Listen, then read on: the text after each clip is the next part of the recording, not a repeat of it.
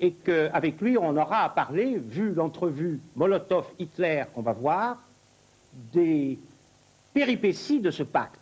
On parle toujours des débuts du pacte, mais on ne parle jamais de ce qu'il en est advenu. Et Franz Knipping a là-dessus des choses intéressantes à nous dire. Oui, Marc, je crois que le tournant de novembre 1940 est aussi important presque que la production du pacte en août 1939, parce que là, il y a pratiquement un changement de qualité de ce pacte. Avant, c'était toujours la question si le pacte durerait ou non. Mais après novembre 1940, il était clair, il ne durerait pas, parce que Hitler, il a commencé sérieusement avec ses plans d'attaquer l'Union soviétique. Avant novembre 1940, il y avait toujours un double jeu, c'est-à-dire il pensait soit à intégrer l'Union soviétique dans le pacte à trois, dans un blocus, dans un bloc continental contre l'Angleterre et les États-Unis, tandis qu'après novembre 1940, il a pensé à attaquer la Russie. On va voir ça dans les actualités allemandes, pas tout de suite bien sûr, c'est un sujet qui viendra à son heure, et puis ensuite nous verrons, comme d'habitude, les actualités anglaises.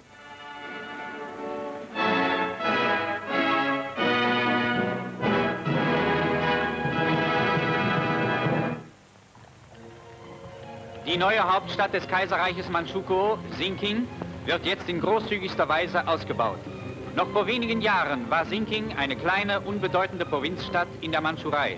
Heute bietet Sinking das Bild einer modernen Großstadt. Überall ist die leitende Hand Japans fühlbar, das sich seiner Aufgabe im Zuge der Neuordnung im ostasiatischen Raume voll bewusst ist.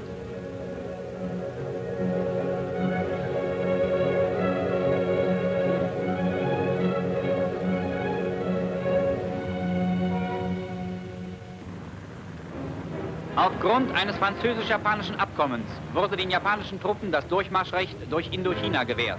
Auch diese Aktion soll allein der möglichst schnellen Befriedung des fernen Osten dienen.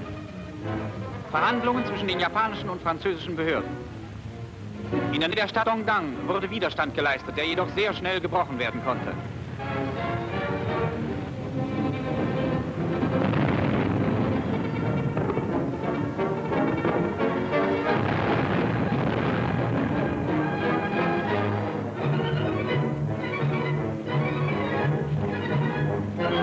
Japanische Truppen beim Vormarsch auf die Stadt Langsun.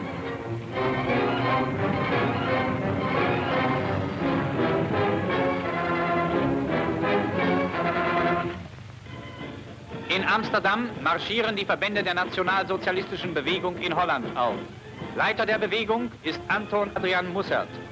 Die NSB wurde bereits im Jahre 1931 gegründet. Ihr Ziel ist der Wiederaufbau Hollands in engster Zusammenarbeit mit Deutschland.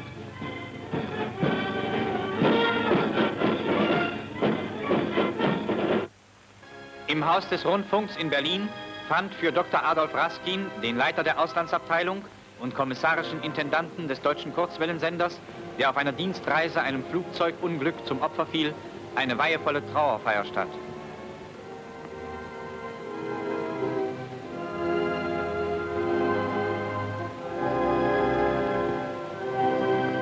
In seinen Abschiedsworten erklärte Reichsminister Dr. Goebbels, dass der Tod dieses Mannes eine Lücke hinterlasse, die nicht zu schließen sei.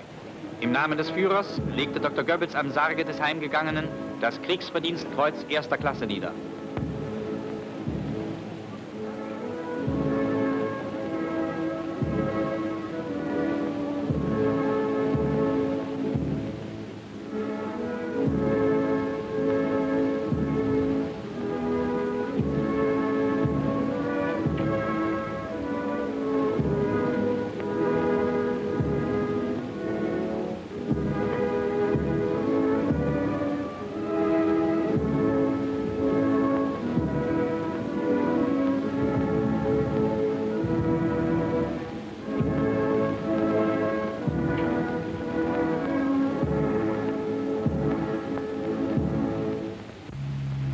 ...125 mit dem Kriegsverdienstkreuz ausgezeichnete Front- und Rüstungsarbeiter und Arbeiterinnen aus allen Gauen Deutschlands weilten als Gäste der Reichsregierung in Berlin. Reichsminister Dr. Goebbels empfing die Männer und Frauen in seinem Ministerium am Wilhelmplatz.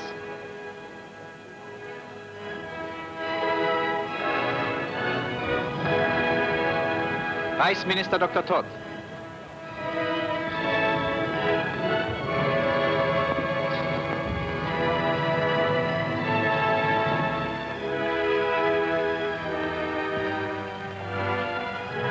Die Arbeiter und Arbeiterinnen auf dem Wege zum großen Empfangssaal in der neuen Reichskanzlei, wo der Führer zu ihnen sprach.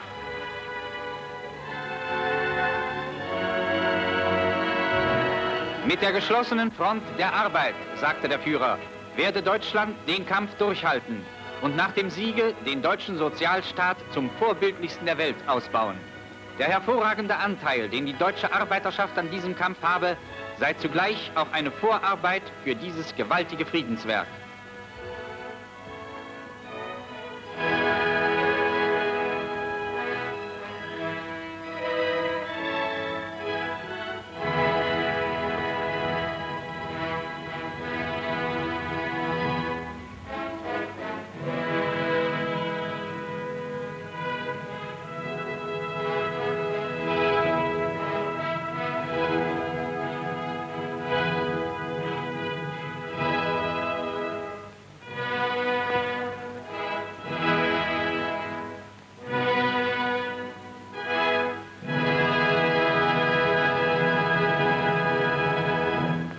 Der Vorsitzende des Rates der Volkskommissare der Sowjetunion und Volkskommissar für Auswärtige Angelegenheiten, Molotow, begab sich auf Einladung der Reichsregierung nach Berlin, um den laufenden Gedankenaustausch zwischen Russland und Deutschland durch persönliche Fühlungnahme fortzusetzen und zu vertiefen. Reichsminister des Auswärtigen von Ribbentrop empfing den Gast auf dem Anhalter Bahnhof.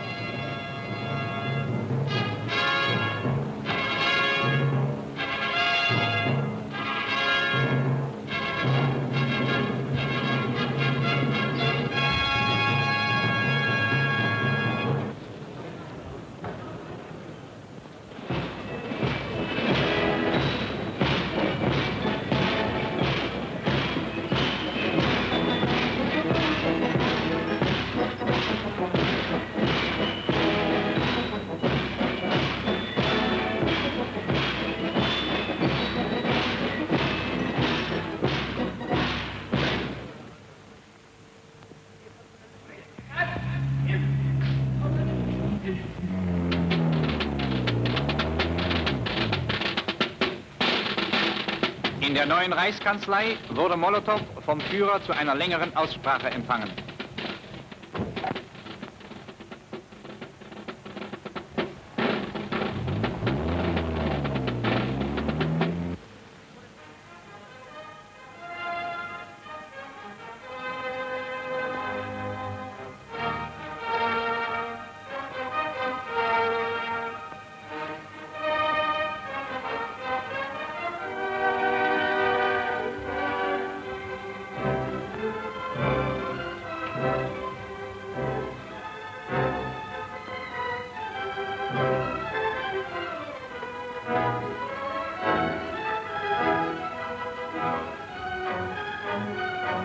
Die Berliner Unterredungen verliefen in einer Atmosphäre gegenseitigen Vertrauens und führten zu beiderseitigem Einvernehmen in allen wichtigen Fragen, die Deutschland und die Sowjetunion interessieren. Là, il faut dire un mot avant qu'on ait une discussion de fond là-dessus. Le commentaire qui est donné là est un commentaire erroné, parce que l'atmosphère n'a pas été bonne. Hitler a commencé par évoquer ses plans d'ensemble contre l'Angleterre, etc. Molotov n'a rien dit. Ensuite, il a parlé des avantages de l'alliance, ces avantages que le pacte avait apportés aux uns et aux autres. Molotov n'a toujours rien dit. Ensuite, Hitler a évoqué les plans grandioses qu'il avait pour l'avenir. Molotov n'a toujours rien dit. Et puis, Molotov a commencé à dire, mais qu'avez-vous fait en Roumanie? Qu'avez-vous fait en Finlande? Et qu'avez-vous fait? Pourquoi avez-vous parlé de Salonique? Autrement dit, en Roumanie, vous vous rappelez qu'il y a quelques semaines, on l'avait dit, la Roumanie a été dépecée et l'Allemagne a garanti ses frontières. Ça ne pouvait donc être que contre l'URSS. En Finlande, l'Allemagne faisait des manifestations qui allaient un peu contre l'accord qui avait été conclu, qui laissait plus ou moins la Finlande sous l'hégémonie russe. Et en Europe orientale, en Bessarabie, mais surtout en Bucovine, la Roumanie avait absolument tout perdu sans que la Russie ait été consultée. Et voilà que Molotov évoque ces 3 points. Et pour la première fois, Hitler est stupéfait. Quelqu'un, lui, résiste. Très calme, très froid, et ça va changer son humeur. On reparlera des conséquences de cet entretien, je pense, tout à l'heure. In dieser Verfassung befanden sich die meisten Landstraßen im ehemaligen Polen. Die deutsche Verwaltung ist nach der Besetzung sofort daran gegangen, die grundlosen Wege und Straßen mit einer festen Decke zu versehen.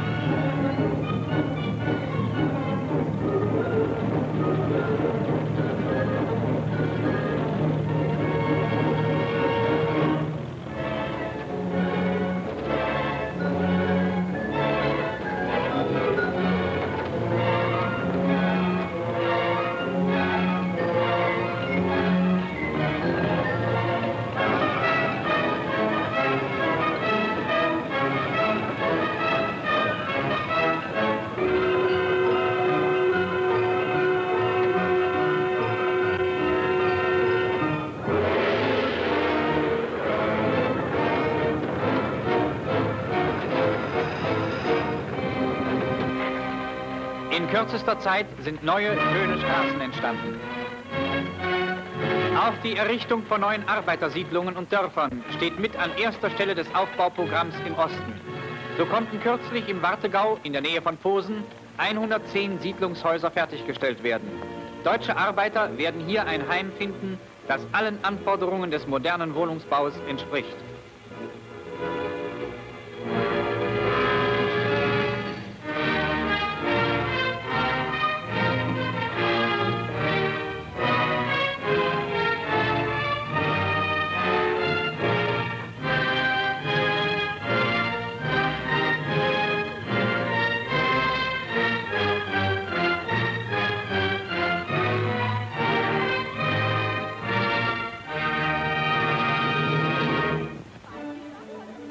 Die erweiterte Landverschickung aus Berlin und Hamburg hat bisher rund 1 Million Kinder und Jugendliche im Alter von 3 bis 17 Jahren erfasst. Durch diese Verschickungen soll unsere Großstadtjugend vor allen gesundheitlichen Schäden bewahrt werden, die durch nächtliche Luftalarme entstehen können. Ankunft auf einem Gut im Warthegau.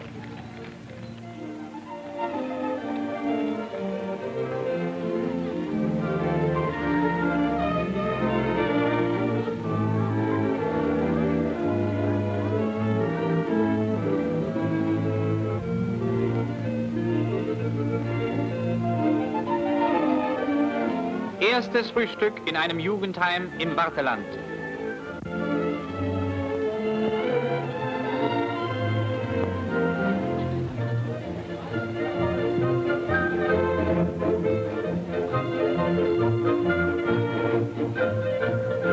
Das schmeckt wie bei Muttern.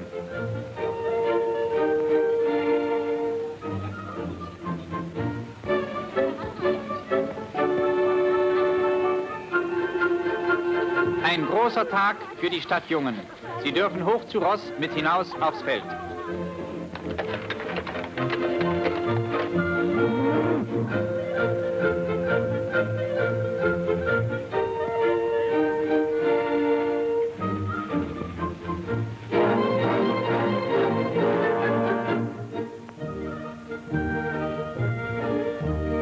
Diese Bilder wurden in einem Heim in der bayerischen Ostmark aufgenommen.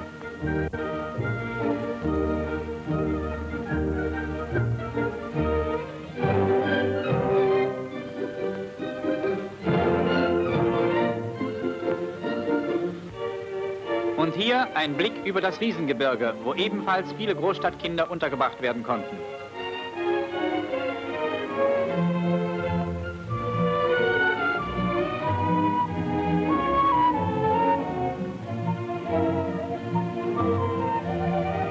Zum Teil zogen ganze Schulklassen geschlossen aufs Land. Der Unterricht wird in solchen Fällen genau wie zu Hause abgehalten.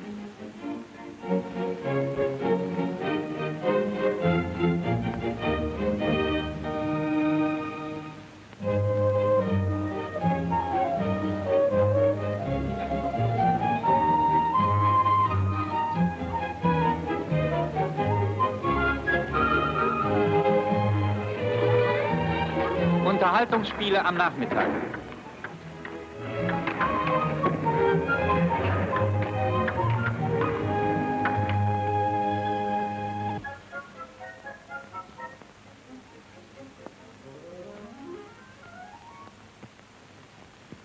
Flak im Kampf gegen die englischen Nachtpiraten. Immer wieder versuchen die englischen Bomber, auf Befehl des Kriegsverbrechers Winston Churchill in das Reichsgebiet einzufliegen. Ihre Bomben treffen allerdings kaum militärische Ziele, sondern fast ausschließlich deutsche Arbeitersiedlungen, Krankenhäuser, Lazarette und die Wohnviertel deutscher Großstädte. In der Nacht zum 15. November versuchten die Engländer, wie der Wehrmachtbericht meldete, die Reichshauptstadt mit stärkeren Kräften anzugreifen. Der geplante Großangriff scheiterte jedoch am Abwehrfeuer unserer Flak.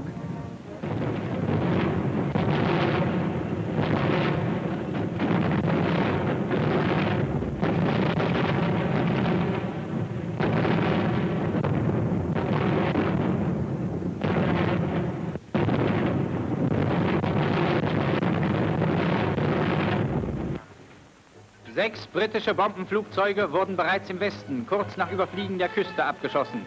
3 weitere im Vorfeld der Reichshauptstadt. Hier die Überreste der 3 englischen Flugzeuge, die über den Vororten von Berlin abgeschossen wurden.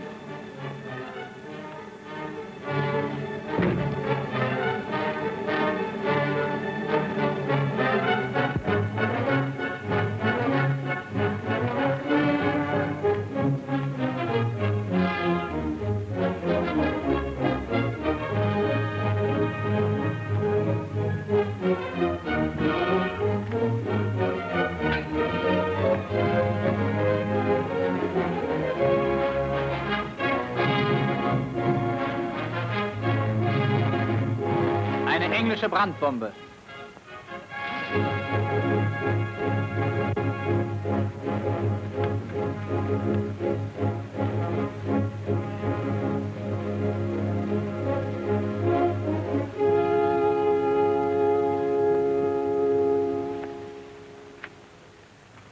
Am Jahrestag von Langemark fand auf dem dortigen deutschen Ehrenfriedhof eine würdige Gedenkfeier statt.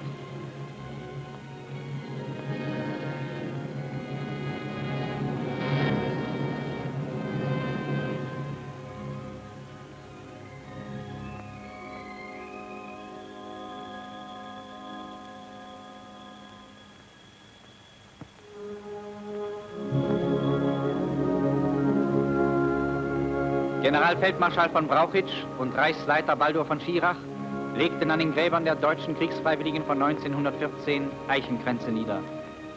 Der Krieg, den wir jetzt erleben, so führte Generalfeldmarschall von Brauchitsch in seiner Gedenkrede aus, schließt 2 Generationen zusammen, die Weltkriegskämpfer und die jungen Soldaten. Mit dem 28. Mai 1940, an dem die Reichskriegsflagge über Langemark gehisst wurde, ist das Vermächtnis der Jugend von 1914 erfüllt worden.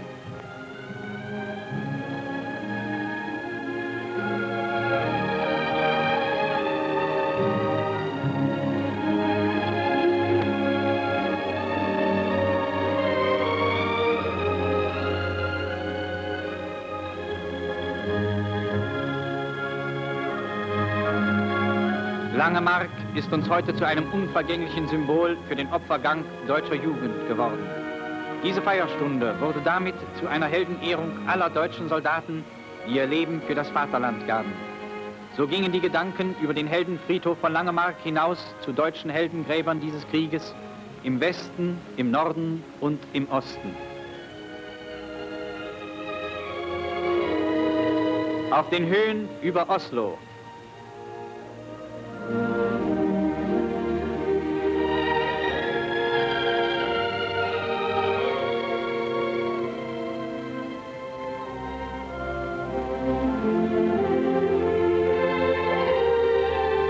Die Gräber der Männer von der Altmark am Gössingfjord.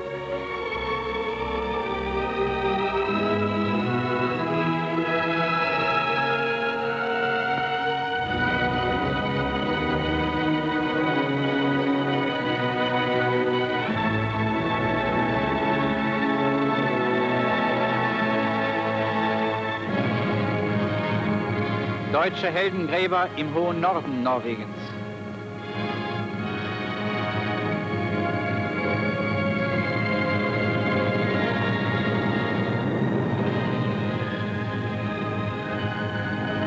Gräber und Gedenksteine gefallener deutscher Fallschirmjäger in Holland. Heldengräber an der Marne. Und hier an der Aisne.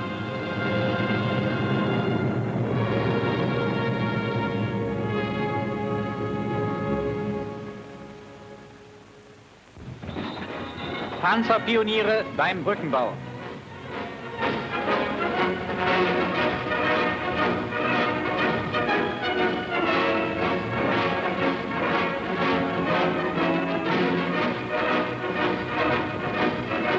Die Teilstücke werden miteinander verbunden.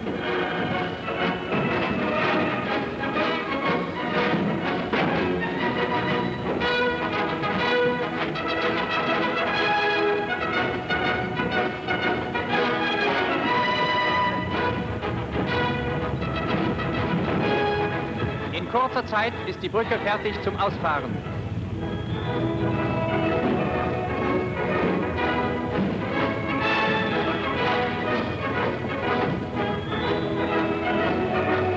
Der Brückenbelag wird aufgelegt.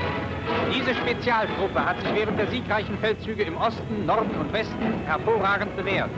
In vielen Fällen war es nur ihrem raschen Einsatz zu verdanken, wenn die deutschen Panzer, trotz zerstörter Brücken, dem fliehenden Feind stets auf den Fersen bleiben konnten. Als jeder Herz im breiten Feld nach Polens Waffen her. Die Brücke ist fertig, die Panzerabteilung kann übersetzen.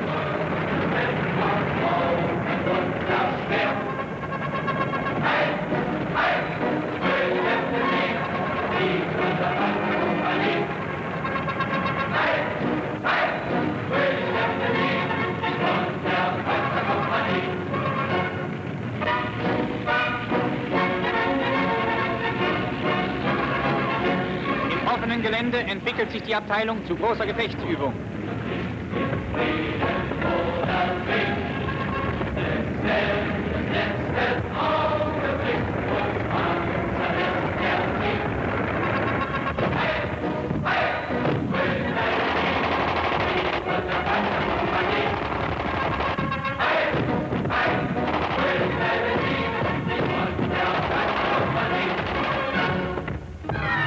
Eine Beobachtungsstelle unserer Küstenartillerie am Kanal. Dort drüben liegt England. Alarm!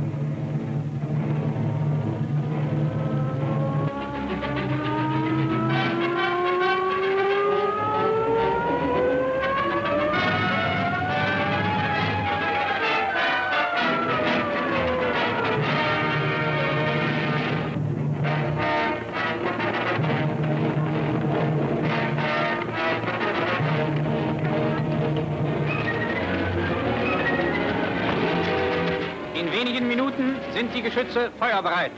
Wie der Wehrmachtbericht wiederholt meldete, griffen unsere Küstenbatterien immer wieder englische Geleitzüge im Kanal und Hafenanlagen an der englischen Südküste mit Erfolg an.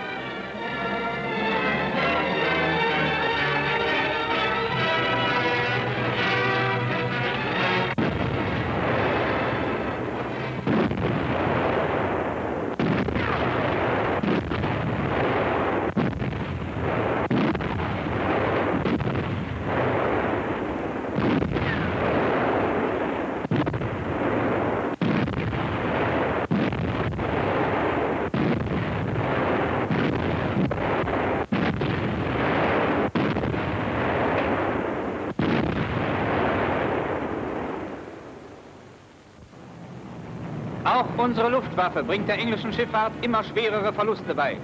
Vor der englischen Ostküste zwischen Harwich und der Themsemündung ist ein großer Geleitzug gemeldet.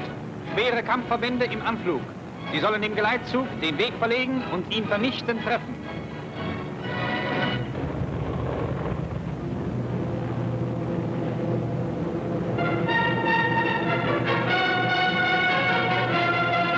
Schiff an Schiff, eine sichere Beute für unsere Bombenschützen. Todesmutig stoßen die Maschinen zum Tiefangriff herab.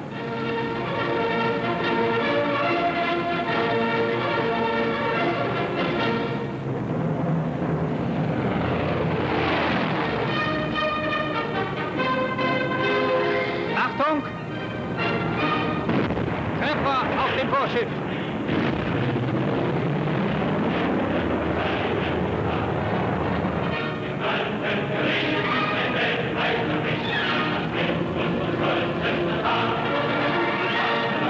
Von neuem wird der Geleitzug angeflogen. Schon sind eine Reihe von Schiffen schwer getroffen.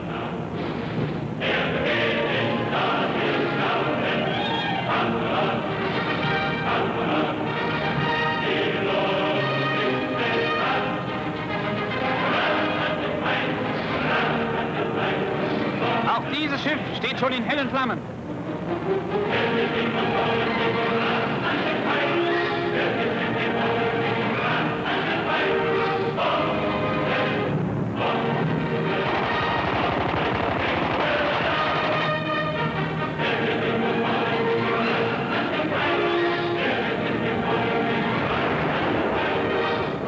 Die britische Insel fast pausenlos das Ziel der deutschen Kampfverbände. England kann seinem verdienten Schicksal nicht mehr entgehen.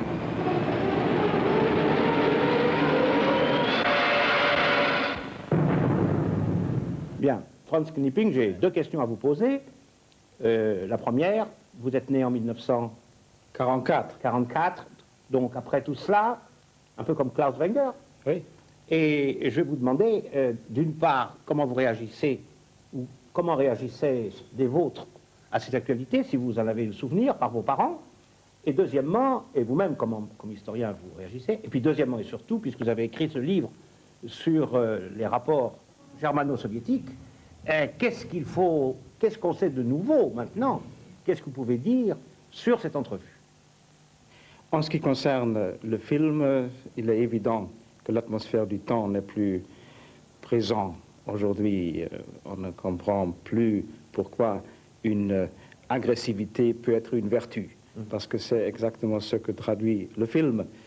Et pour le contenu, il m'a frappé que dans cette semaine, de la fin de novembre, la hantise de l'Angleterre. On parle toujours là sur les acquis contre l'ennemi anglais. On va voir si l'on parle tout de suite sur le pacte Hitler-Staline, que cela va changer un peu aussi. Oui. Sur la deuxième question, est-ce qu'il y a du nouveau? En 1945, d'un coup, les archives allemandes ont été ouvertes. Donc, depuis ce temps-là, on sait tout du côté allemand. Ce qu'on ne sait pas, c'est tout du côté russe. Et là, comme les archives dans le temps de la perestroïka peut-être vont s'ouvrir, on a encore la possibilité d'apprendre du nouveau, surtout sur le côté soviétique. Oui, mais vous avez quand même des observations à faire sur ces négociations que vous avez faites. Les négociations de novembre, oui, j'avais déjà dit au début, très sommairement, que les intérêts de Hitler étaient à ce moment d'intégrer l'Union soviétique dans un bloc continental avec le Japon, avec l'Italie, avec la France d'ailleurs, et avec la Russie. Donc ça, c'est quelque chose qu'on a un petit peu méconnu. En France, on a toujours plus ou moins cru ou pensé que le pacte avec l'URSS était un pacte de temporisation, un peu comme les soviétiques disaient qu'ils avaient conclu le pacte avec Hitler pour temporiser. Or, à vous lire et à vous écouter, on a appris que l'idée d'une collusion plus profonde entre l'URSS et l'Allemagne, encore en 1940, est une idée qui est toujours vivante. Oui, et des deux côtés, il semble. Et en Japon aussi, et en Italie aussi. Bon. Donc, l'entrevue de novembre 40 était le moment où le dernier élément de cet pacte à 4 ou à plus de 4 pourrait s'enchaîner à condition que l'Union soviétique et l'Allemagne se comprennent. C'est-à-dire qu'il y aurait une alliance Allemagne, Oui. Japon, Oui. il y a déjà, Italie, Oui. plus l'URSS, qui serait contre les puissances anglo-saxonnes, Oui. Angleterre et États-Unis. Oui. C'est ça le plan. Mais alors, il n'y aurait plus de lutte contre l'URSS? À condition que l'URSS accepterait les conditions de Hitler. Et quelles étaient ces conditions? Les conditions étaient que l'URSS se dirigeait avec son expansionnisme vers le sud, Oui. donc vers le golfe Persique et la mer Arabe. Oui. Tandis que l'Union soviétique entendait arrondir ses acquis en Europe orientale.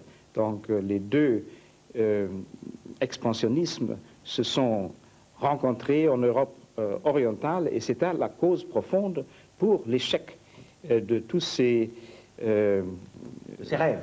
De tous ces rêves d'un pacte à quatre. Mais il faut ajouter un autre mot. Oui. C'était un des deux options qui était derrière la politique de Hitler. En même temps qu'il préparait la négociation avec son ministre des Affaires étrangères, Ribbentrop, sur le pacte à quatre, il y avait en même temps l'État général qui a préparé la campagne du Russie. Oui. Donc il a fait le double jeu. Le double jeu, oui.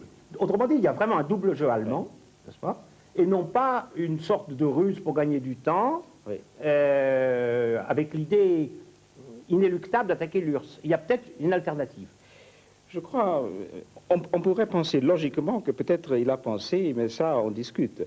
Peut-être il a pensé que si le pacte à quatre ne marche pas, on est bien de préparer déjà la campagne contre la Russie. Oui. Parce que ce qui est remarquable dans ces entretiens, c'est que alors qu'Hitler rêve d'un partage du monde, oui. Molotov, très terre à terre, oui. Lui dit mais en Finlande, restons en Finlande, oui. Restons en Roumanie, oui. Restons. Oui. Vous avez raison, oui. Il reste en Europe, oui. Sauf Sakhaline. Il parle de Sakhaline. Mais à part Sakhaline, il reste toujours en Europe. Il reste en Europe et ça montre pour Hitler que l'Union soviétique n'est pas satisfaite de ce qui a été réglé, partagé en 1939. Oui.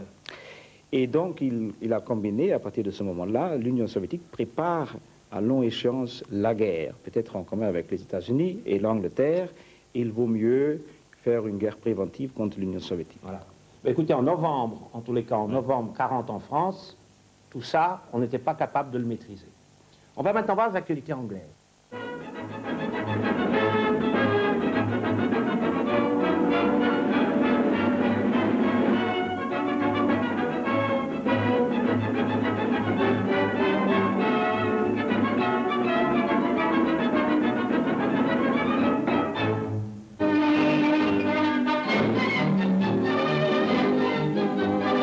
The ladies of the regiment are simply rolling in dough. At this ATS cook training depot, the proof of the pudding will be in the eating. Look out, cook, the jam's getting out of hand. But the kitchen ranges are somewhat different from when they were girls way back home. Nevertheless, the stew smells good, but maybe it's soup. Does you good, a bit of soup, I reckon. Thick or all clear. Well, now comes the big moment. From puff pastry to powder puff, while the seconds leave the ring carrying the fruits of their labors. In the first round, the food taster wades in with both hands. It's a knockout, just like Mama couldn't make.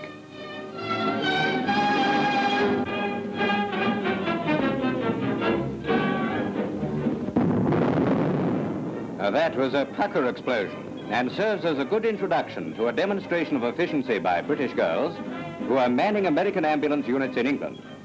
They have orders to proceed to the scene of the explosion, and they're on their way. Casualties are quickly dealt with by these girls, and before you can say what you think of Hitler, they're carefully tucked away for transit to hospital. It's not all work, of course. For instance, there's tea, followed by a chat about latest fashions for civilians. And when it comes to physical fitness, well, someone invented this little gadget. There doesn't appear to be much wrong with that.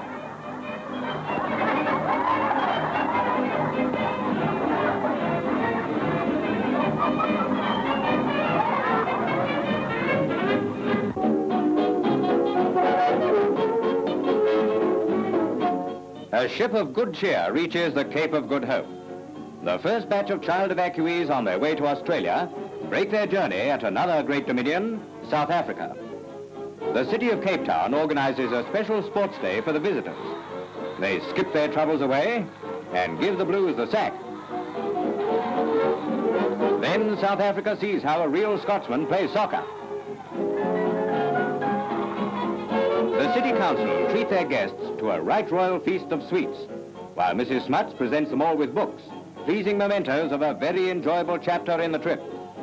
The children are feeling on top of the world. They're finding their place in the sun.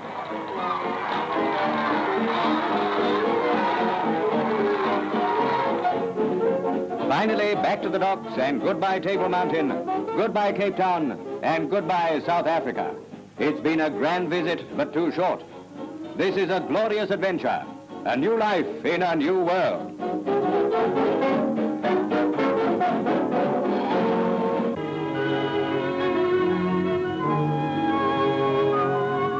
The other night, Smith, Brown and Jones lost their homes. Early in the morning, the Smiths came out of their shelter to look at what had once been Ivy Dean. Their home these days is next door to the chickens. Well, Dad has to go to work as usual, so out comes the rent book and other treasures, while the old man spends a few minutes seeing if the gramophone he got last Christmas still works. Mother is in the remains of the kitchen. Ah, yes, of course, the milkman. At least they can make a cup of tea on the oil stove, if the oil hasn't all gone.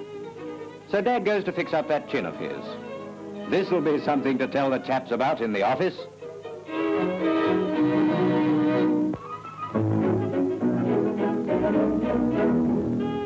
In the middle of an air raid alert, and acting on advice, the Queen travels in an armored car when she visits the Disabled Ex-Servicemen's Industries exhibition. A selected range of the products of most of the industries are displayed, and Her Majesty makes a number of purchases.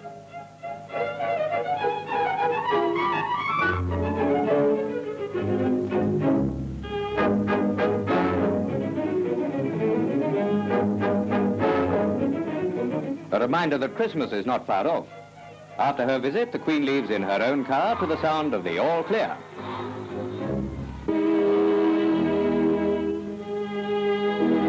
To Westminster Abbey come representatives of all phases of public life to pay homage to the ashes of Neville Chamberlain, a man of peace. The Duke of Gloucester represents His Majesty. Mr. Churchill, who succeeded Mr. Chamberlain as Prime Minister, joins his cabinet colleagues in mourning the loss of the man who sought peace to the limit of human endurance. So a true Britain passes. A man of peace has found the peace which must come to us all. Bon, c'est peut-être un moment d'interruption parce que avec Chamberlain meurt pas la paix parce qu'il est mort déjà en septembre 39, mais l'apaisement, n'est-ce pas? Chamberlain qui a symbolisé l'apaisement, et on a longtemps méconnu depuis que l'apaisement n'a pas été une marotte de Chamberlain, heureusement terminé avec l'avènement de Churchill au mai 1940, mais c'était l'expression d'une grosse contrainte de l'Angleterre de sauver son empire et de ne pas pouvoir s'engager sur le continent européen sans risquer cet empire. Oui. Voilà. C'est plus important qu'on le disait. Oui. On va voir maintenant deux sujets qui portent sur la guerre avec l'Italie, et je dois dire que j'ai eu quelques peines à entendre le commentaire du second, qui est un tantinet raciste anti-italien. Écoutez bien ce qui se dira au deuxième sujet. Britain has dealt the Italian fleet a blow which its remains will remember for a long, long time. At one fell swoop, 3 battleships, 2 cruisers and auxiliaries were put out of action. Thus, Mussolini is forced to realize that his much-vaunted navy isn't safe even in port. This splendid job was executed is the right word, by the Fleet Air Arm. Such men as these went right in, or rather over, the heel of Italy to Taranto and kicked the pants of the Wop good and hard. Special credit is due to aircraft carriers Eagle and Illustrious, for it was from these vessels that skewers and other units made that daring and successful attack. Britain is proud of this triumph and acclaims the Italy celebrated Armistice Day by sending her bombers and fighters on their first battle over British soil. Something like 80 of their wooden warplanes issued a challenge to the RAF. Ha! Forgive me if I laugh, but 2 squadrons of Hurricanes sailed into the fretwork fascist fighters, and 13 of the Wops blew up in a shower of sawdust in as many seconds. The pilot of this Fiat biplane ended up on the coast. Force of habit might have had something to do with it. Perhaps he used to sell ice cream cones on a pier.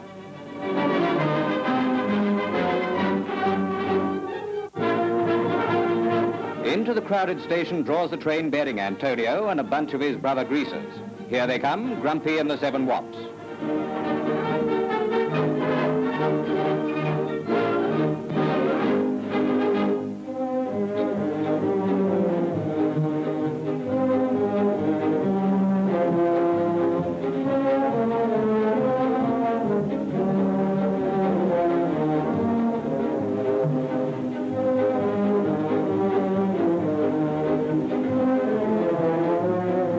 along comes Sneezy to join Grumpy in the train. So let's meet the Hurricanes and the pilots who smashed up the Fiats and Capronis. In the first plane is the flight lieutenant who read about and applauded for his daring. When his guns jammed, he rammed the Italian and tore off its port wing with his propeller.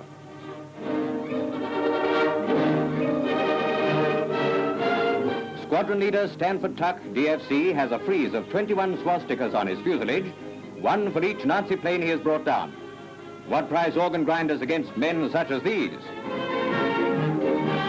Tin hats, bayonets, bottles of wine and a cheese were found in the wrecked Italian planes. There are not 10 men in Italy who can compare with one of our airmen. Mussolini will find better material in some of those things that crawl out of his flying gorgonzolas.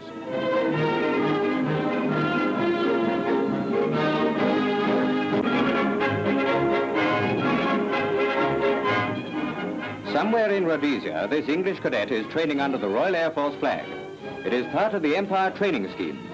Proud recruits to one of the most gallant brotherhoods in the world, they are learning to do their job well. It isn't long before the pupil pilots are making solo flights in training aircraft. And in a matter of weeks, they can make their machines do anything but the rumba. Aerobatics, which will make them top dogs in dogfights.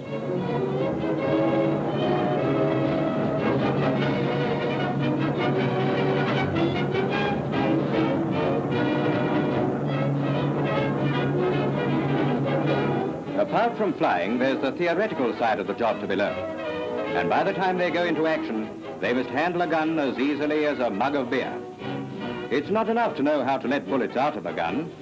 Loading up, bombing up, and tuning up are all part of the training. The ground staff under instruction numbers thousands. They are the doctors of the RAF. Rhodesia has an important training center for the men who guard the skies of Britain.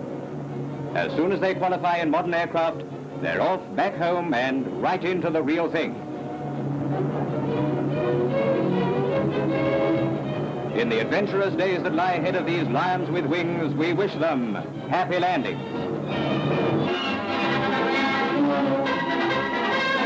The Governor-General of Canada, His Excellency the Earl of Athlone, accompanied by the Premier, Mr. Mackenzie King, visits Valcartier Camp, Canada's great military training center, and sees young Dominion soldiers in the making. By the time the sergeant majors have finished with these rookies, they'll be as businesslike as the regulars. On every face is written something or other which I can't see for the moment.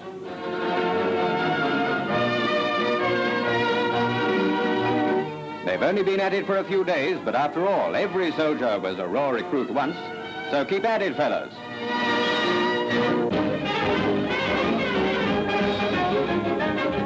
Melbourne racing fans crowd to see undisputed Australian champion Ajax open a new season. Winner 3 times in succession, he has already netted £35,000. And they're racing. 5 leap from the barrier and rapidly 1 hits the front. It's Ori's Star. But swiftly Ajax heads him off. Elgalier and Ori's Star, both recent winners, pound along at the champion's heels. But Ajax is running a confident race. As he swings into the straight, Jocker Badgie gives Ajax his head. Watch the big chestnut stride away. Yet another amazing finishing run by the Prince of Racehorses. Elgalier makes a gallant effort, but you can't hold Grease Lightning. Ajax flies home. What a horse. But with a name like that, he couldn't help winning. It's another smashing victory to add to an already illustrious record. While he trots back for his reward, a handful of hay, his owners collect the thick end of £1,000. Who'd be a horse?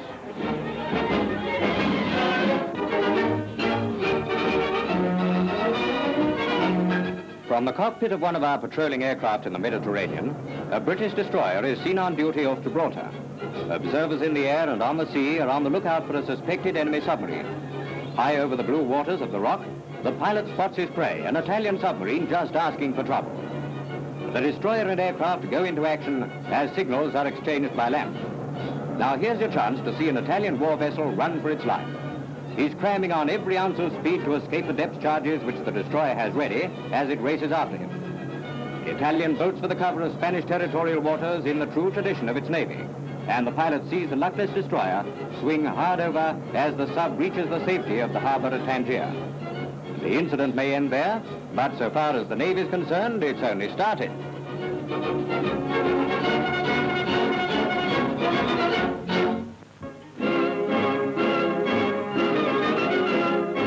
No braver deed on any of the war fronts has been recorded than that which won the VC for Flight Lieutenant J.B. Nicholson.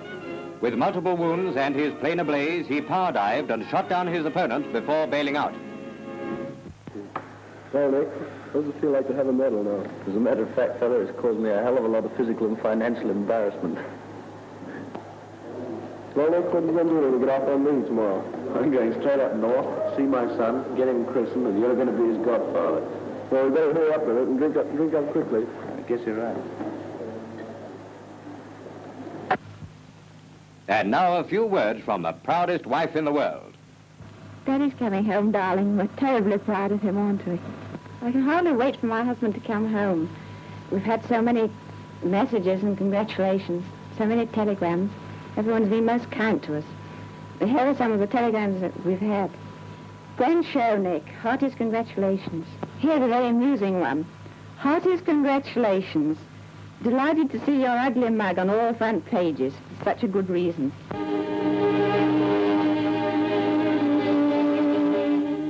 The martyred city of Coventry. Amid the wholesale wreckage of a noble city, crushed by the force of hundreds of tons of bombs, the steeple of her one-time beautiful 14th century cathedral looks down on a scene of indescribable desolation. Words are hopelessly inadequate to describe the horror and indignation felt all over the civilized world at this wanton devastation.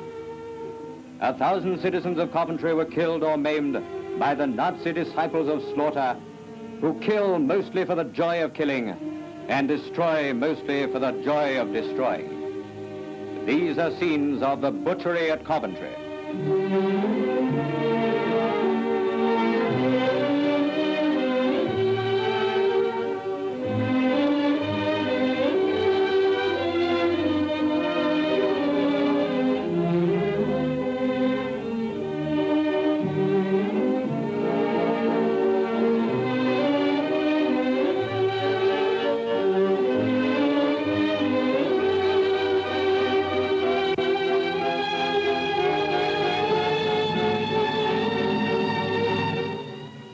Hastening to be with his people of Coventry in their hour of adversity, the king was an inspiration to the stricken but courageous inhabitants.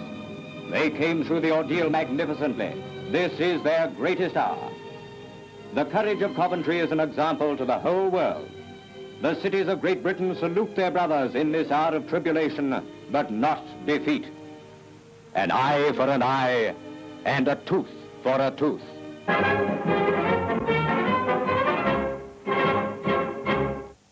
Franz Knipping, la destruction de Coventry est devenue un exemple fameux de la volonté de détruire complètement les villes anglaises, puisque c'est Göring qui a employé le terme Coventrieren, qui veut dire détruire complètement, et il y aura d'autres villes dont il va ordonner la coventrisation. Oui. Vous avez entendu parler de ça en Allemagne, comment vous l'avez analysé? Je crois que nous n'avons pas l'usage d'utiliser le verbe coventrieren aujourd'hui, mais il se trouve, comme je le sais, dans les actes. Donc, je me rappelle, il y a aussi un autre événement où le nom d'une ville est employé pour donner un verbe pour un acte de guerre. C'est Copenhague, de Copenhague en 1802, quand la flotte anglaise a bombardé la ville de Copenhague. Oui. C'est un triste héritage, ce bombardement systématique des villes. On l'a déjà vu dans la guerre finlandaise en décembre 1939. Et c'était pour cet exemple, comme vous le savez, que l'Union soviétique était expulsée de la Société des Nations. Oui, et ces destructions de villes vont devenir de plus en plus amples. Le maréchal Harris, après Coventry et encore plus après d'autres villes, va dire « nous nous vengerons » et la vengeance sera terrible puisque c'est Dresde, où il y a eu non pas 150 morts, mais plusieurs centaines de milliers, si j'ai bonne mémoire. Merci Franz Knipping de cette discussion si riche qui nous a appris tant sur la politique allemande.